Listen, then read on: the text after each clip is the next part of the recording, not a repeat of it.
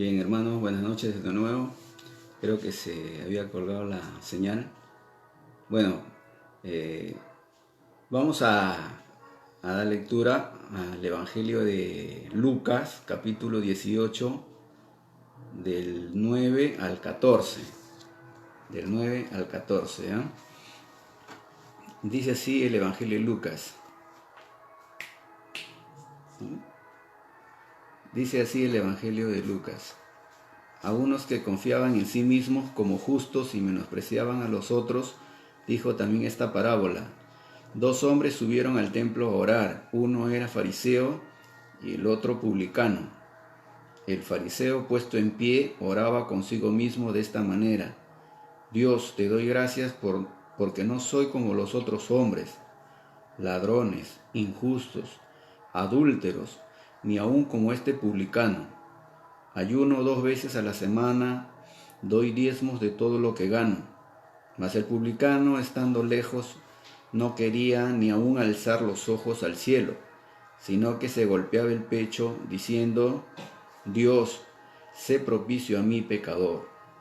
Os digo que éste descendió a su casa justificado antes que el otro, porque cualquiera que se enaltece será humillado, y el que se humilla será enaltecido.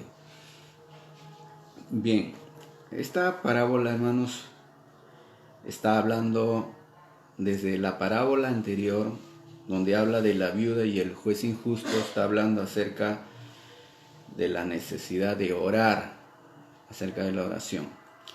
Y en esta parte va a hablar acerca de dos actitudes, de cómo se acercan a Dios.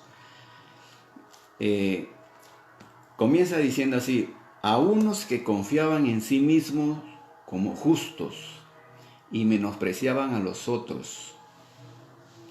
O sea, había un grupo que se jactaba de su posición, de su estatus, de sus méritos. Dice que menospreciaban a los otros. La intención de Lucas es, hermanos, de mostrar a la comunidad esa actitud de superioridad de unos sobre otros. Dice, a unos que confiaban en sí mismos. O sea, ese era un problema de la comunidad de Lucas. Pero vamos a ver que también es un problema nuestro, actual también. Dice, les va a contar esta parábola Jesús. Dos hombres subieron al templo a orar. En el templo habían oraciones públicas y habían otros que iban a hacer sus oraciones privadas. Las públicas tenían un horario, ¿no? Tanto en la mañana como en la tarde también. Dice, dos hombres subieron al templo a orar. Subieron, dice, porque Jerusalén pues quedaba en un monte. El templo también estaba ahí en un monte, ¿no? Suben a orar. Jerusalén es altura. Dice, uno era fariseo y el otro publicano. Dos personajes muy característicos de esa sociedad. Fariseo era una persona muy considerada. Hoy en día el fariseo tiene una fama de ser malo, vil, todo lo peor. Pero en ese entonces el fariseo era lo mejorcito, era lo mejor. De todos los grupos que había, que conformaban el judaísmo, la religión de Israel, el fariseo era lo mejorcito. A comparación de los saduceos, de los celotas, el fariseo era lo mejorcito. El fariseo, hermanos, eran respetados, eran honorados por la sociedad, los respetaban por los méritos, por su cuidado de cumplir la ley, de agradar a Dios. Entonces, Jesús va a decir pues que subía un fariseo y el otro era publicano. publicano. Para ubicarnos de quién era un publicano era un recaudador de impuestos.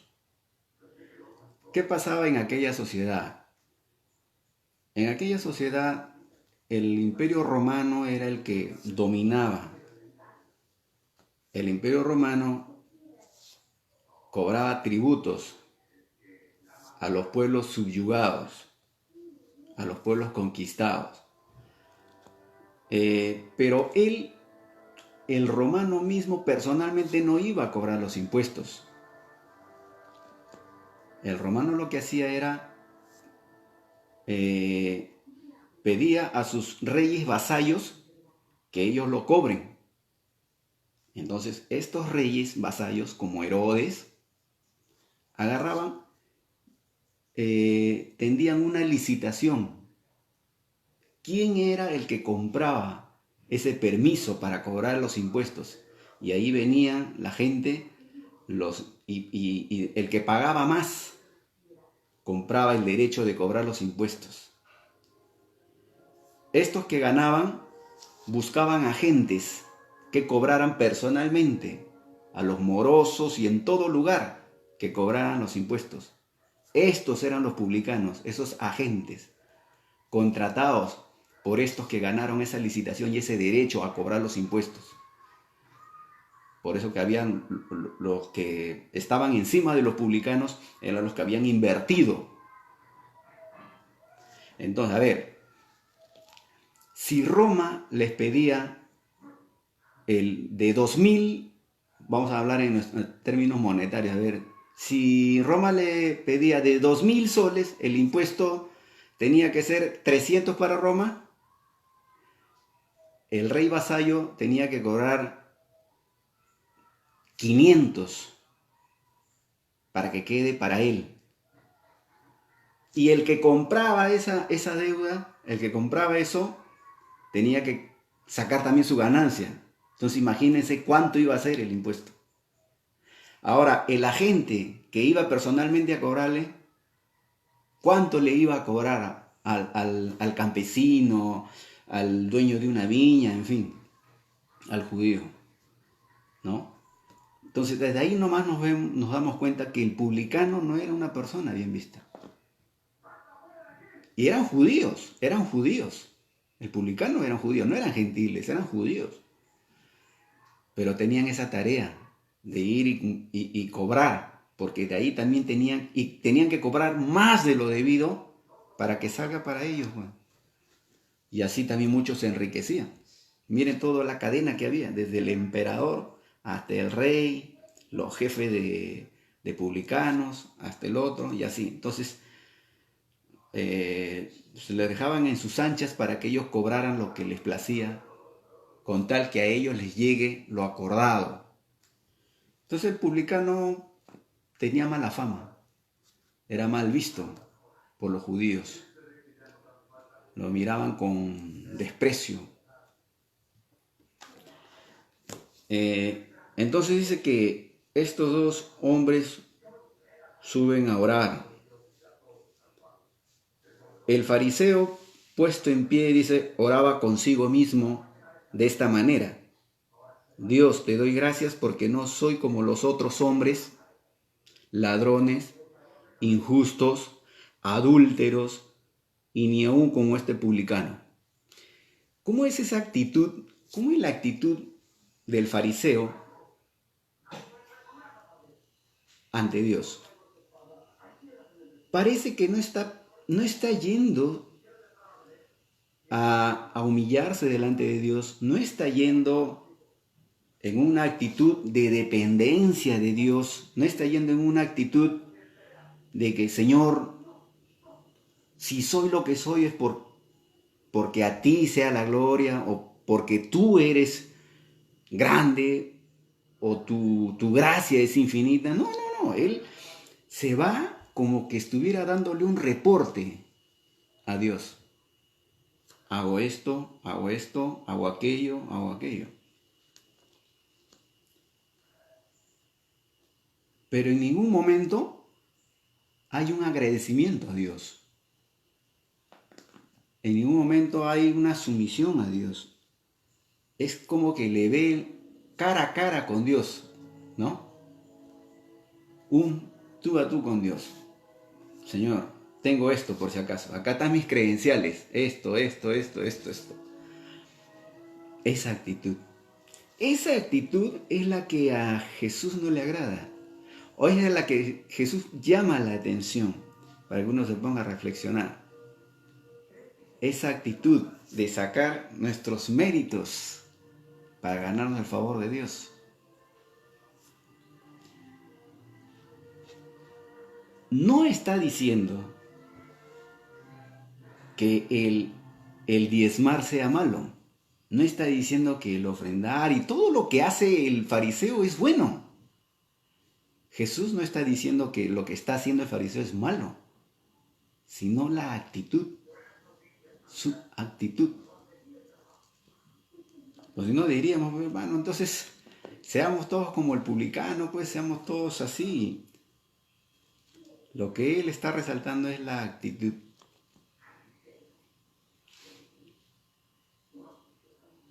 Ayuno 2 veces a la semana, le dicen. ¿Saben cuántas veces ayunaba el judío? El judío en la ley levítica había sido mandado a ayunar una vez al año.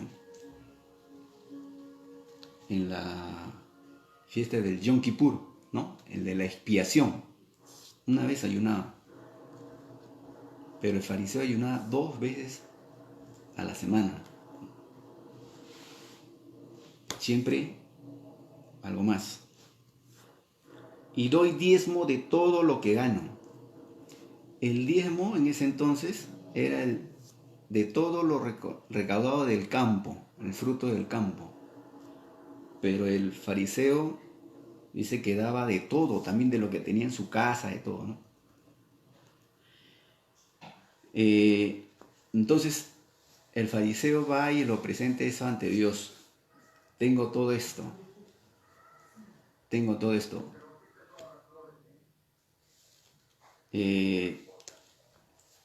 Sus méritos. A contraposición de esto está el publicano. El publicano dice no quería ni alzar los ojos al cielo, sino que se golpeaba el pecho diciendo, sé propicio a mí, pecador. El publicano no tenía méritos. El publicano lo único que viene y espera en la gracia de Dios. Esa actitud es la que Jesús resalta. Esa actitud. Espera en Dios, espera en la gracia de Dios. No está diciendo que hay que ser como el publicano en sus méritos del publicano, en lo que él es. No, sino en la actitud de decir, soy pecador y solamente estoy dependiendo de tu gracia. Solamente dependo de ti. Esa es la actitud. Esa es la que resalta. Os digo que éste descendió a su casa justificado antes que el otro.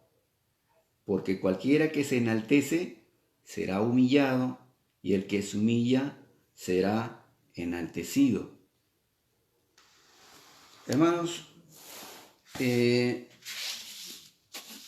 ¿cuántas veces caemos, ¿no? Todos caemos alguna vez en sacar a la luz lo que hacemos para Dios, ¿verdad? Más aún cuando uno tiene un cargo, ¿no? Yo hago esto, yo hago aquello, esto que el otro, ¿no?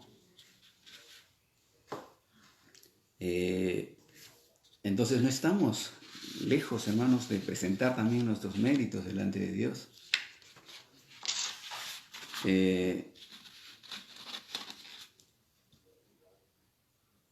a veces eso pues nos juega una mala pasada, ¿no?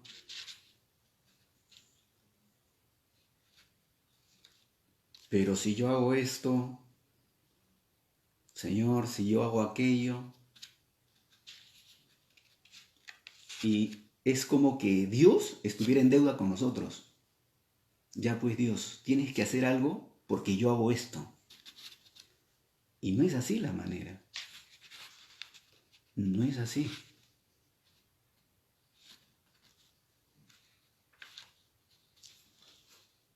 El fariseo no falla porque vive una vida virtuosa y se esfuerza por vivir los mandamientos de Dios. El fariseo falla por presentar sus méritos y decir, Señor, mira mis méritos, mira lo que hago.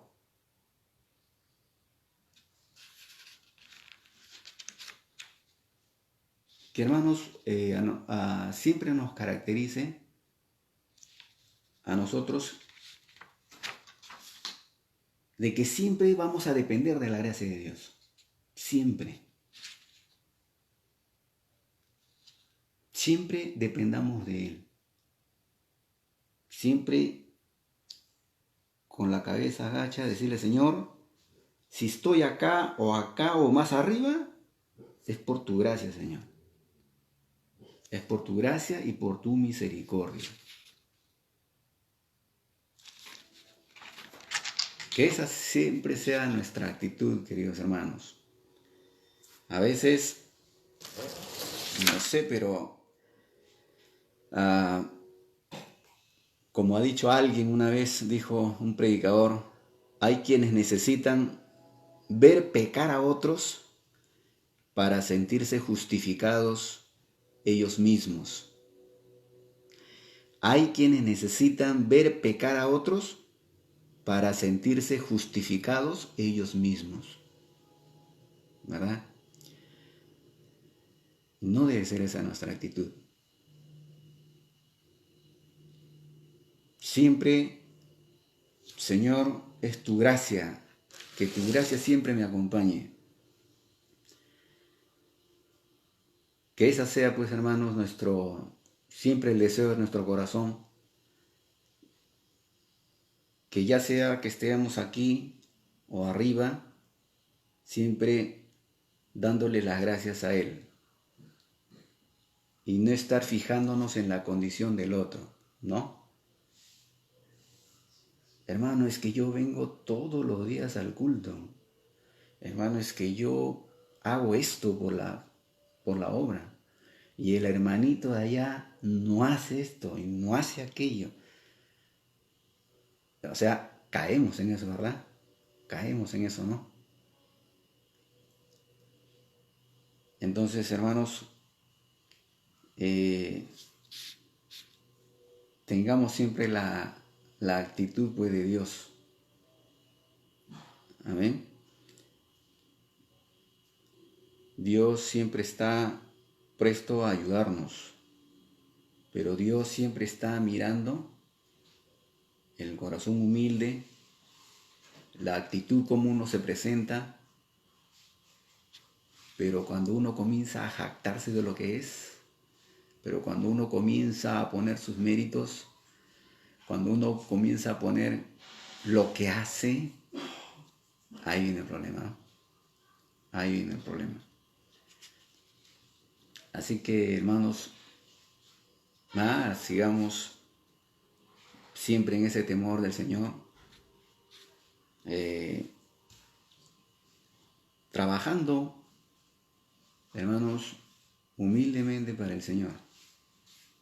Amén. Siempre hagámoslos, hermanos, en esa actitud.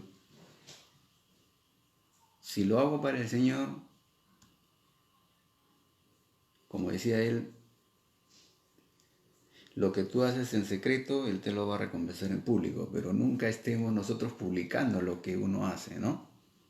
Recuerdo hace tiempo vi una entrevista que le hacían a una cantante peruana y tiene sus méritos esta cantante, tiene su talento, todo ello.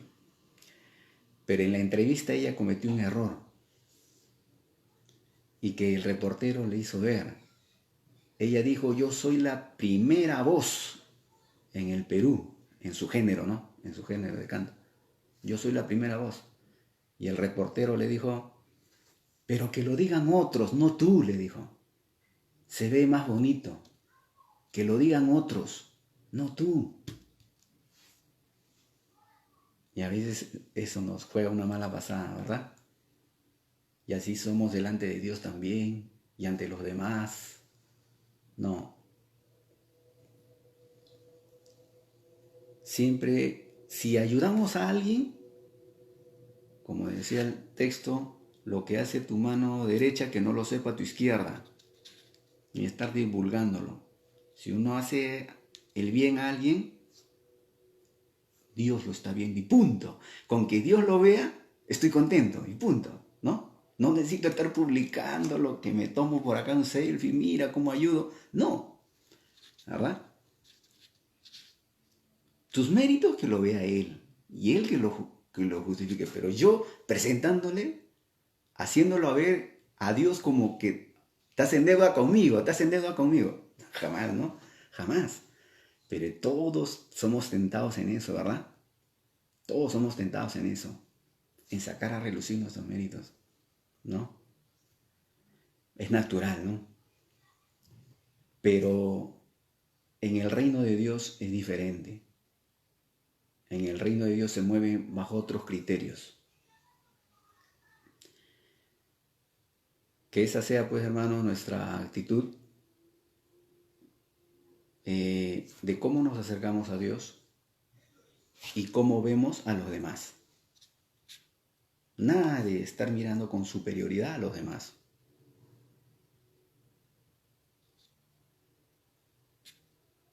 Verlos a los demás como hermanos. Verlos a los demás como imagen y semejanza de Dios también. ¿Verdad?